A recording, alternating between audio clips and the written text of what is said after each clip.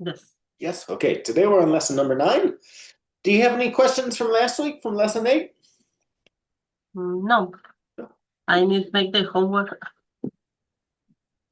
Yeah, in your book you don't have lesson 8 or lesson 9. Estas son lecciones It's después, only ¿no? the exam, no? I think. Sí, el próximo paso en el libro es el examen final, pero todavía, porque hoy vamos a hacer lección 9 y después tenemos un repaso. Ok, muy bien. Bueno, la semana pasada vimos la palabra should, que es decir, debería, que se usa para dar consejos. En lugar de dar un consejo, podemos usar la forma imperativa para mandar, para dar instrucciones o algo así. Suena fuerte que estamos mandando, pero simplemente para dar instrucciones y decirle a otra persona que haga, ¿no? So, instead of using should, a doctor might also give you instructions in the form of an imperative. So look at the question. Should I be taking any medicine? And the doctor answers, yes, I'll prescribe a tablet for the fever. Take it twice a day. Also, take a syrup for your throat every 4 hours. Okay? Entonces, las instrucciones son así. Take it twice a day. O sea, tómalo 2 veces por día. Take a syrup for your throat every 4 hours. Toma un jarabe para la garganta cada 4 horas. Simplemente son instrucciones. ¿Entiendes? Okay. So, as you can see from these examples, the imperative form does not use the subject pronoun. Aquí es la única forma verbal en inglés que no usa la persona. No estamos diciéndote a ti, bueno, estamos diciéndote a ti, tómalo, pero no estamos diciendo tú. You take it, ¿no? Simplemente ponemos el verbo sin la palabra tú. Okay? Doctors commonly recommend medications like ibuprofen for pain and fever or some type of cough syrup for coughs and sore throats. So let's take a look at some examples of the imperative when reading instructions on medicine packaging. So when we look here, imagine this is a box of Advil, right? And you see these instructions on the package. This is telling you how to use the medicine. Stop use and ask a doctor if you experience any of the following signs. Ask a health professional before use if pregnant. Keep out of reach of children. Take 1 capsule every 4 to 6 hours. So normally, when we're reading instructions, it's going to come in the form of the imperative. So, Maria, here I've got NyQuil. Imagine that you're a doctor telling a patient how to use this medicine and use the imperative to tell your patient what to do.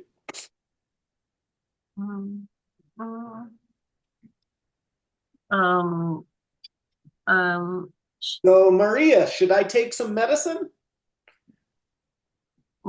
Yes. I should. Bueno, No. estoy preguntando si yo debería y tú tienes que contestar con las instrucciones, mandándome. Okay. You should take. Pero sin should. No Aquí quiero que tú uses la forma imperativa. Mira, tú simplemente vas a decirme así. ¿Me entiendes? Take. Okay. You take. Pero no digas you. Tú solamente mira, tiene que decirme simplemente así mismo. Okay. Take only is, estas son las instrucciones. Okay. Take only as directed. Only use those code provided and do not exceed 4 doses for 24 hours. Okay, how much should I take? You as adult, you take. So don't say you. You're No. going to say, look, you're going to combine take. Take 30 milliliters every 6 hours. That's it. Esta es la forma imperativa, es simple en inglés. Pues no, sorry, it's confusion something. Es algo nuevo. It's something new, right? Yes. All right. Should I take some medicine? My Mm, stomach doesn't feel good. What should I do? take Tums. As for So the again, look at the instructions here, Maria. show 2, 3 tablets as symptoms or as directed by a Well, doctor. you're the doctor. You're the doctor. So you don't say the last part, right? You don't because you're the doctor, Okay, right? So okay. that's all you have to say, right? Chew 2 to 3 tablets as symptoms occur. Okay. And then you could say this one. And don't take for symptoms that persistent for more than 2 weeks. Unless advised by only advice. All right. Now imagine, Maria, do you have kids? What? Do you have children? And pues no children, no, now it's 26 y 24. Sí, pero son tus hijos. Yes. No, no importa. They're your children. Ni importa si tienen 2 o 2000 años de edad. ¿Me entiendes? But Okay. they don't go to school. They don't go to school. So in this situation, if you don't have kids in school, because I want to make this practical for you, do you have employees that work for you, Maria? Do you ever have to give instructions to people at your work? Yes. Okay, so I don't know. Imagine I'm new.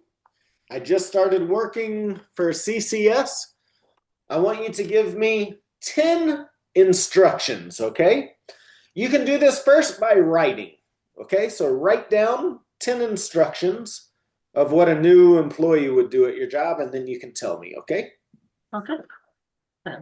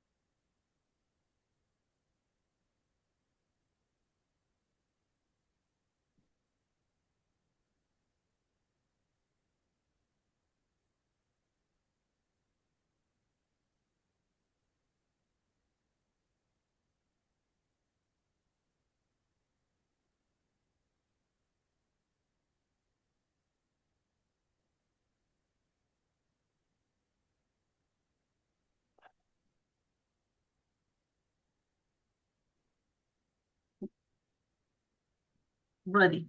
Ready? Yes. All right, good. Tell me what to do. For the new employee, Uh-huh. new instruction, as I say, arrive at work on time. Request time off. Be available. Support new projects. Take trainings. Complete all assigned tasks. Make daily activity report and help employee with complaints and answer emails. Answer Email. email, okay? That's everything? That's it. Okay, good. I'm ready. All right, thank you.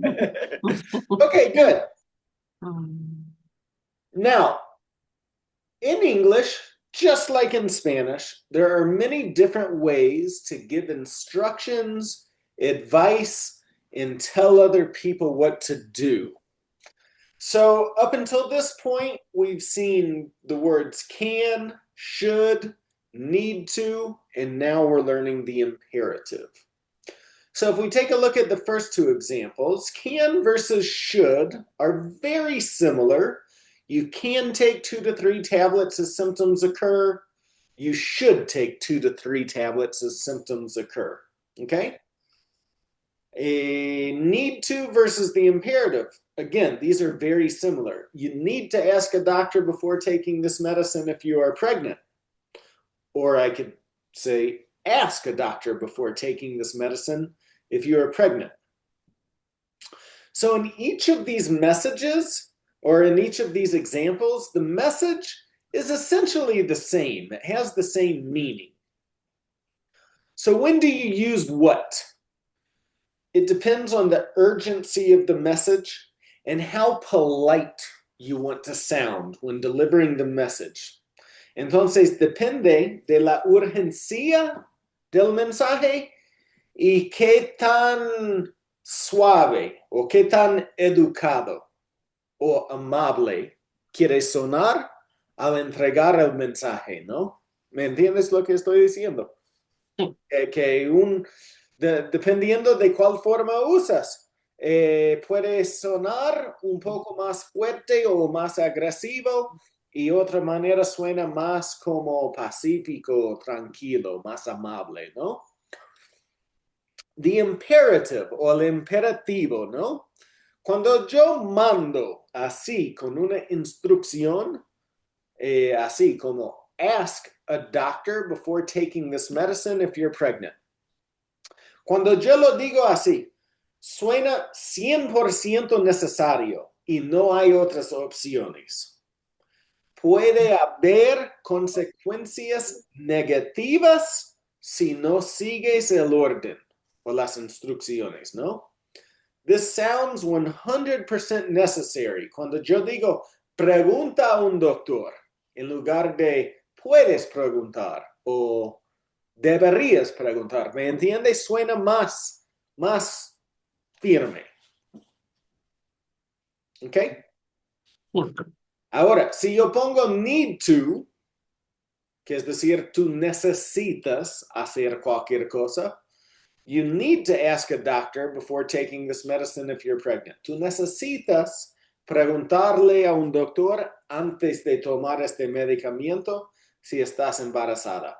Es el mismo mensaje, pero suena un poco más educado, un poco más amable, ¿no? Sigue con el significado importante. Suena muy importante, pero quizás un poco menos autoritario. ¿Sí? Ok, should, es decir, debería, ¿no? You should take 2 to 3 tablets as symptoms occur. Tú deberías tomar 2 o 3 pastillas como te ocurren los síntomas. Entonces aquí dice que this sounds less necessary. It's a good idea and might result in a positive outcome. Aquí suena menos necesario. es una buena idea y puede resultar en un fin positivo, pero no es 100% necesario como la forma imperativa o si uso need to. Y finalmente tenemos can.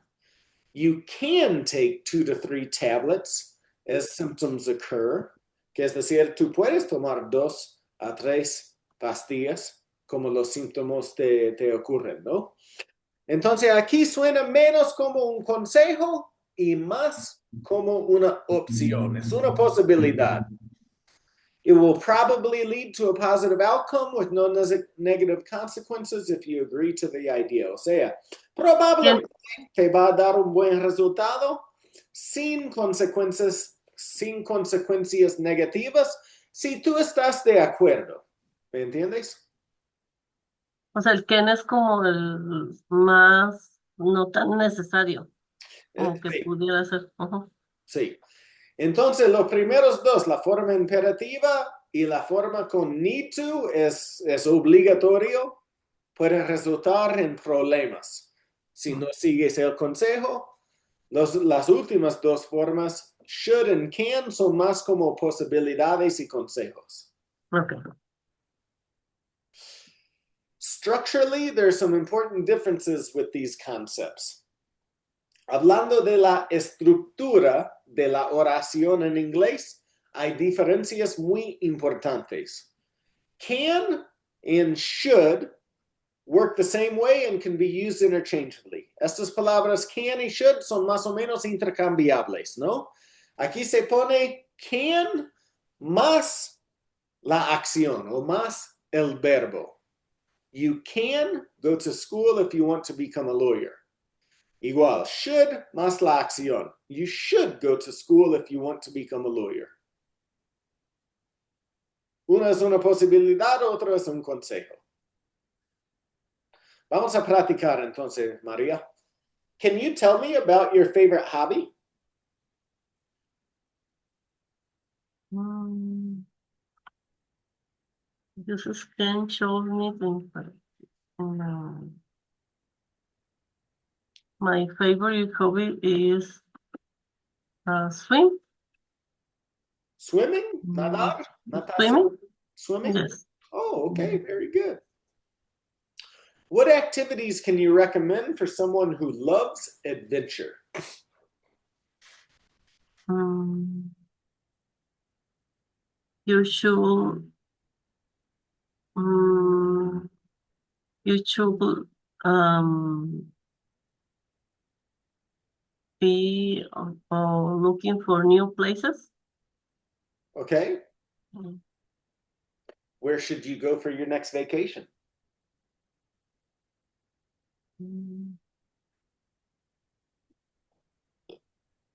I should go to New York.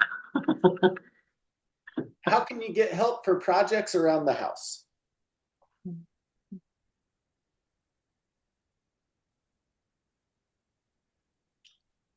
Mm, I can, I can have help for my husband.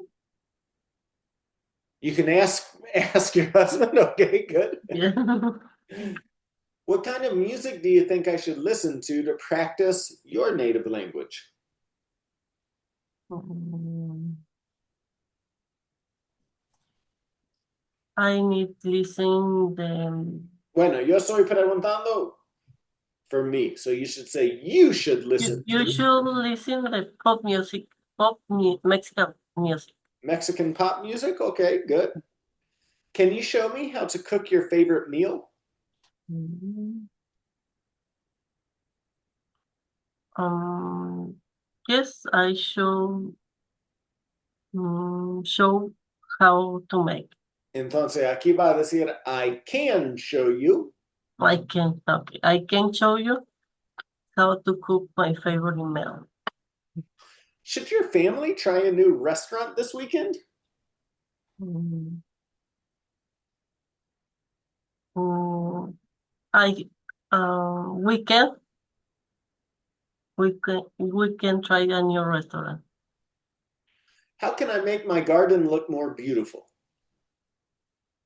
You should um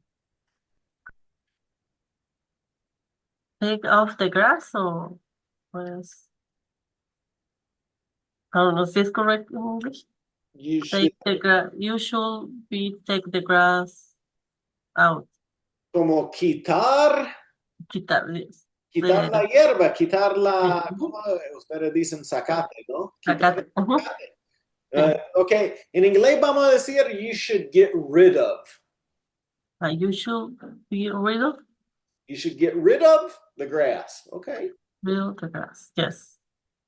What sports do you think I should try out this summer?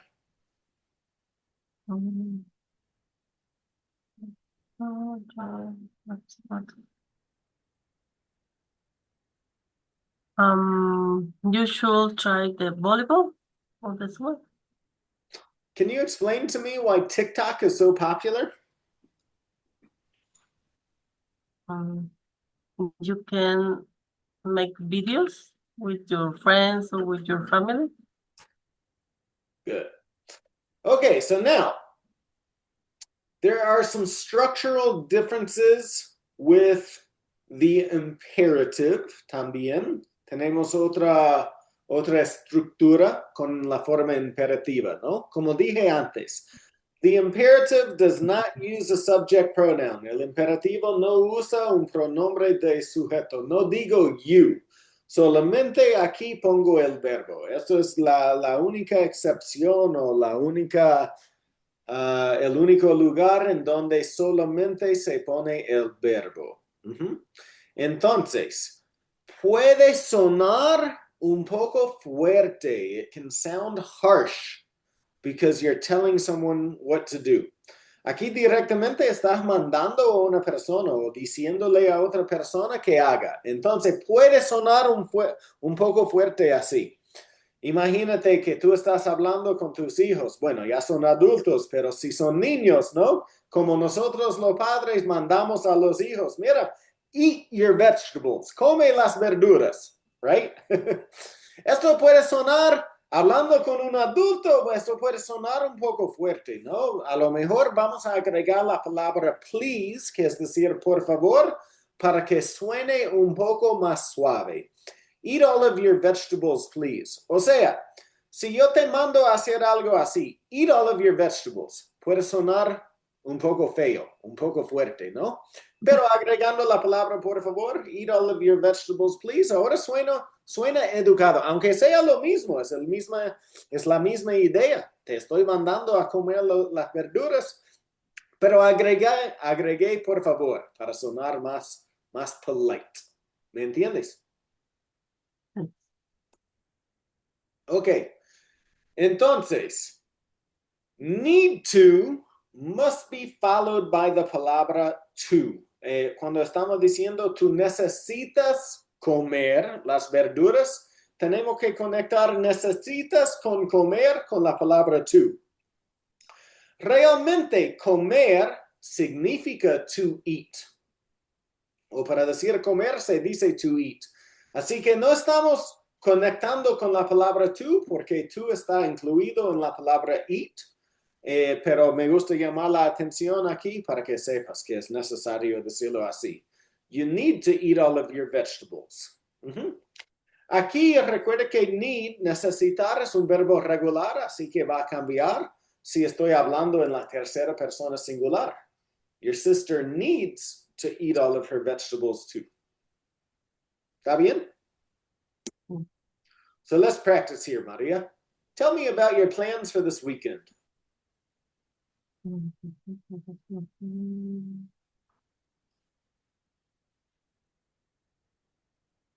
I I can have time for the go to the hiking. Entonces, para I should empezar aquí, suena mejor como I will go hiking. I will go hiking. I am going to go hiking. Is there anything you need to do this weekend? I should be complete my new work project. I should complete. I should complete my new project. Is there anything you should do this weekend, but could wait until later to do? Um, I need to exercise, but could wait.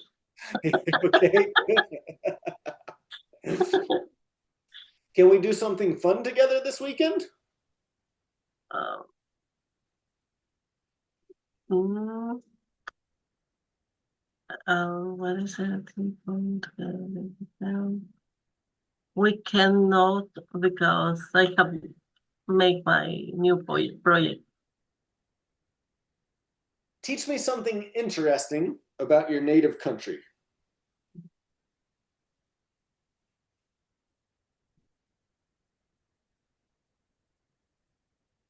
In my country, you need to be more near with your family, or your family is more near or something. I don't know. More united? Yes, Okay, yeah, families are more united. Families are closer in family Mexico. That's is true. closer. Yes, Yeah, here in the United States, we're very independent. We like yes. independence. Can you teach me how to dance? Mm, I cannot teach because I cannot dance. Ah, okay. Should you make any important changes in your life? Yes, I should be eat more healthy. Bueno, tú tienes aquí, después de should, casi siempre agregas be. Be no va. It's I no. should eat. I should eat. Va I directo, I should eat. okay. This is confusion for now. Yeah, it's confused. Es algo nuevo. Estamos aprendiendo algo nuevo. Um, So, I should eat. I should eat more healthy. Okay. What should you do to be a better student?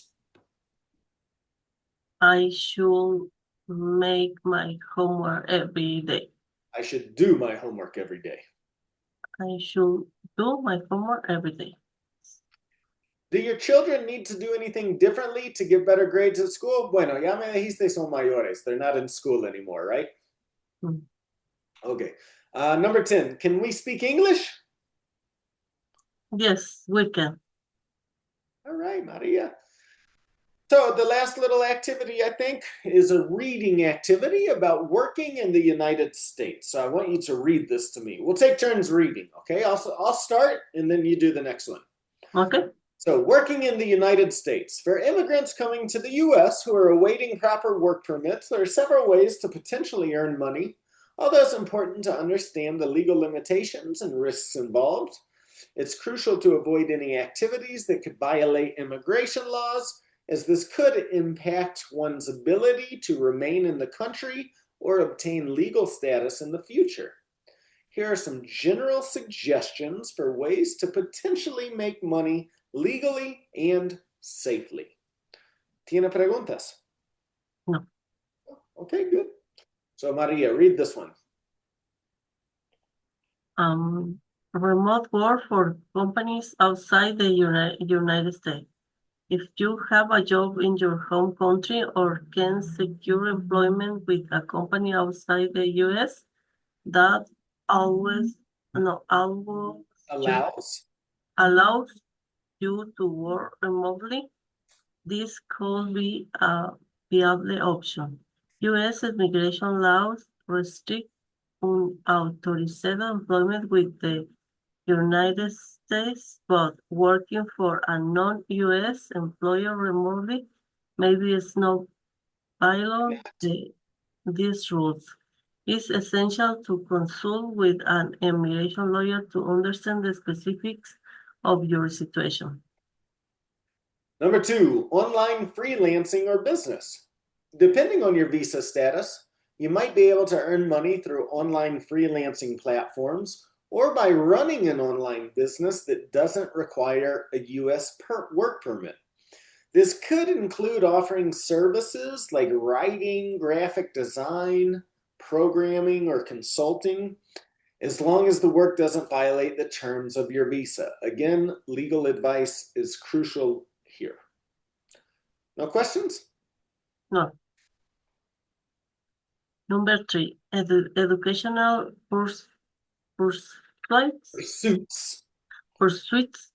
If you are in the U.S. on a student visa, engaging in certain types of on-campus employment or practical training related to your file of study may be permitted.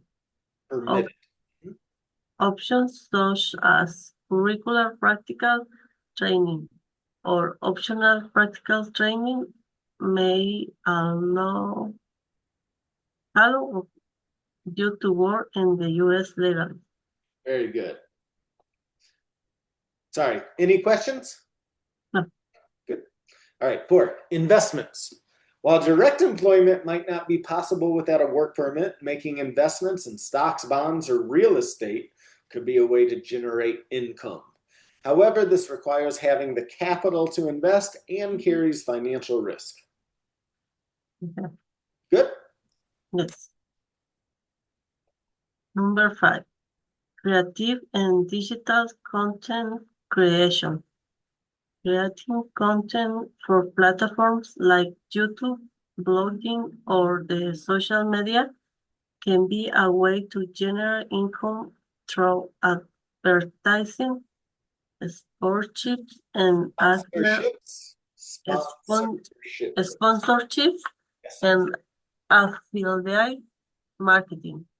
This type of work often does not require traditional work permit, but it's important to understand the platform's rules and any potential visa implication.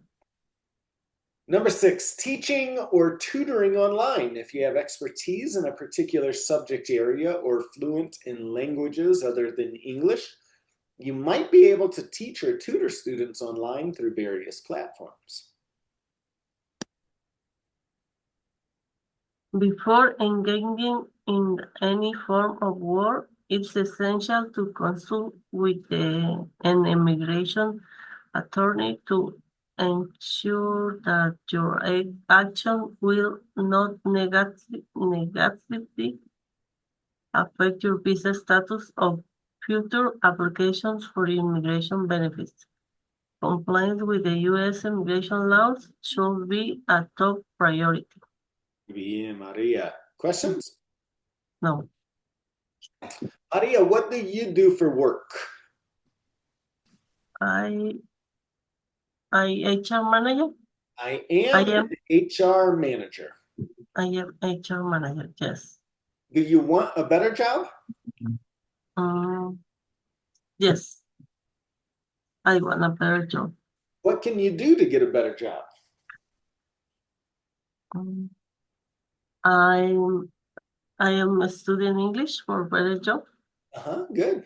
Should you get a GED? I don't know what is a GED. GED stands for Generally Equivalency Diploma. El GED es como el equivalente al título de la preparatoria o de lo que aquí se llama la high school. ¿Tú te graduaste de la high school en México o aquí? En México. Entonces tú no necesitas un GED. I don't need. Okay. Should you go back to school? I don't need. Can you think of anything to import from Mexico and sell in the United States? I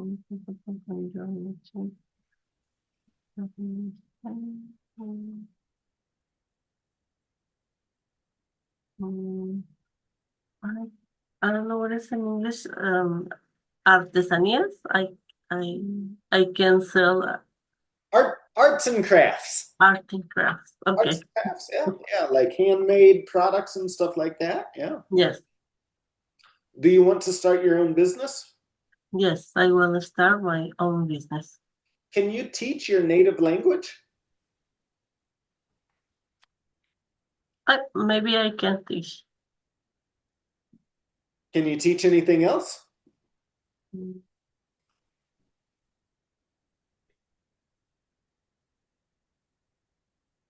¿Qué más? ¿Puedes enseñar otra cosa? No sé, sí, pero I don't know. But, Puedes decir, I don't know. I don't know. Yes. Besides studying English, what should you do to create a better life for you and your family?